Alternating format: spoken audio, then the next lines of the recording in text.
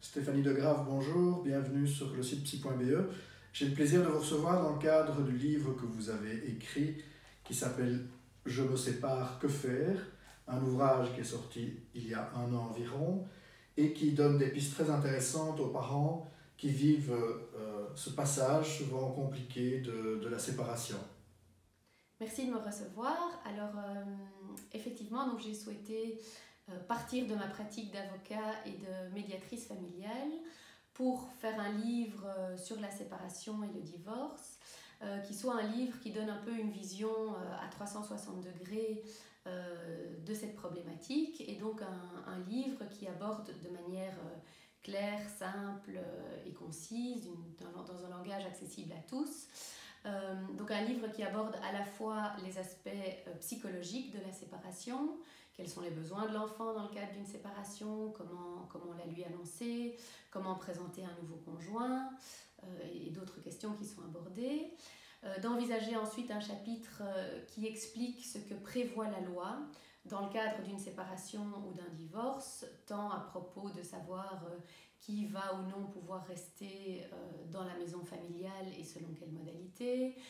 comment s'organise l'hébergement d'un enfant, comment on calcule une contribution alimentaire, qu'est-ce qui se passe au niveau des allocations familiales, des avantages fiscaux, de la pension alimentaire après divorce, etc.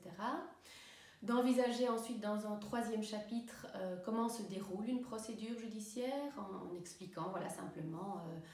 comment ça se passe, combien ça coûte, est-ce qu'il faut prendre un avocat, est-ce que mon enfant va être entendu dans la procédure, quelles sont les chances de réussite d'une procédure, pour ensuite aborder un quatrième chapitre qui pour moi est un chapitre fondamental et qui m'a incité à écrire ce livre, qui sont les alternatives à la procédure judiciaire, et donc de savoir mais comment peut-on régler la séparation ou le divorce en dehors d'un tribunal,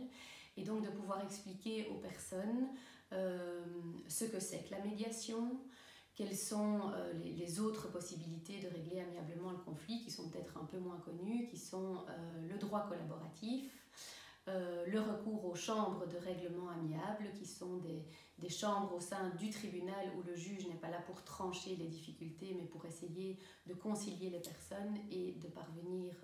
à ce qu'ils trouvent un accord, ou la négociation, qui peut être une négociation avec les avocats, et de présenter chaque fois pour ces différents modes alternatifs les points positifs, les points négatifs,